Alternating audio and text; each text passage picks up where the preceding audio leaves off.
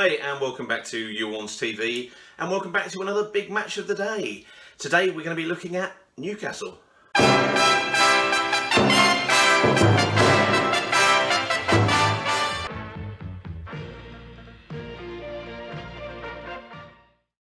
So we're going back to 1980 and Newcastle, and not a St James's Park that you'll recognise much of really here. Newcastle hadn't gone on their Kevin Keegan and Sir John Hall sponsored, kind of expansion. They were, yes, a hotbed of football, but as you'll see at either end, the stadium wasn't quite as large as it is now, and you certainly didn't need to take oxygen at the bottom of the stairs to get to the top of it, that's for certain. It's in that period where we are in our first season in the second tier of English football under Graham Taylor. And we recruited some new players. If you go back and have a look at the West Ham game, this was in and around the same period, and you'll see certain things that are similar. You'll see Wilf Rostron, not as a left back, as he became much better known, but as an out and out left winger. But the player I thought we'd take a look at today is Ross Jenkins. Everybody knows Luther Blissett. Lots of people will know Ross Jenkins because they were as formidable a partnership as this football club has ever had.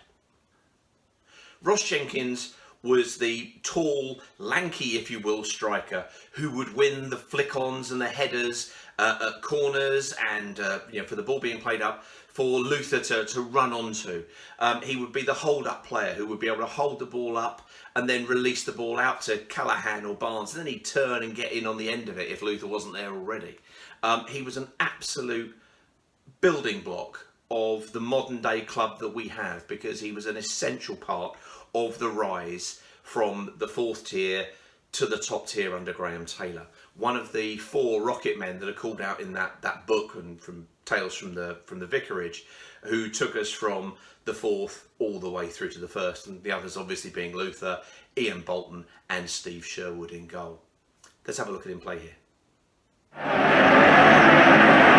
Great train. Jenkins. Train again. Still haven't cleared it. Blissett. Henderson's overlapping. Jenkins.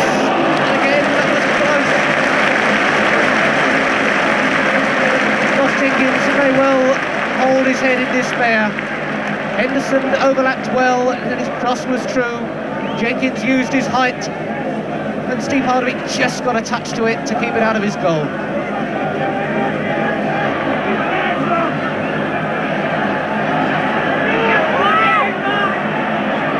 Rostron taking them on for pace and beating them.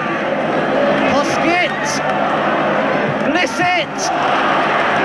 And it's an own goal by David Barton. A disaster for him, a disaster for Newcastle, but really they've only themselves to blame for the way they opened up for Watford then. Poskett could have scored. Blissett finally blasted the ball back into the box, and David Barton came herring through and turned it into the back of his own net. Rostron now sprinting away, Jenkins in the space outside of him. Jenkins with the cross. Poskett knocks it back. Blissett, this could be dangerous.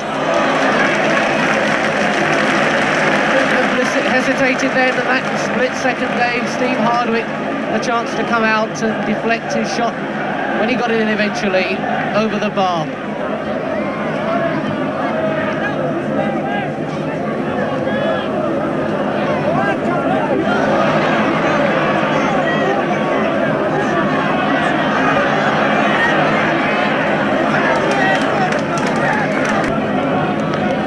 Train with the corner. Comes in by Jenkins. So simple. The tall man does it then. Great train with the corner. Jenkins got up miles the highest, a little flick, and Steve Hardwick was left stranded. And really that must be curtains for Newcastle.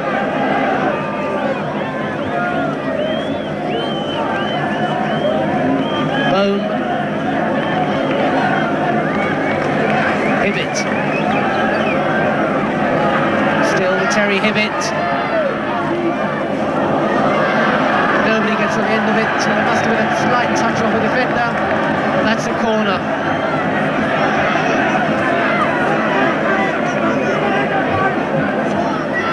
Shoulder. With battling for it. Still there. Barton, was it over the line? Play on, says the referee. As the ball bobbled about then in the air, David Barton it was who got a header to it, and Steele it was managed to flick it back from out of his goal, and appeals there that it had already crossed the line, but the referee, who was extremely well positioned, waved play on. Once again, another game where Luther was playing outright. I mean, he still managed to force a goal, albeit an own goal in that particular situation. Wonderful also to see Ray Train playing. If you don't know who Ray Train is, ask your grandfather or someone. He was a little terrier of a midfielder who'd come from Bolton. And we saw him again a little later on in his career, coming towards the end of Graham Taylor's first era, when we played Walsall, of which more will be coming soon. I hope you enjoyed the video. If you did, please like, please subscribe. Thank you so much for liking and subscribing and helping the channel grow. It's great that you're here. Thanks so much indeed. And we'll see you again soon. Take care.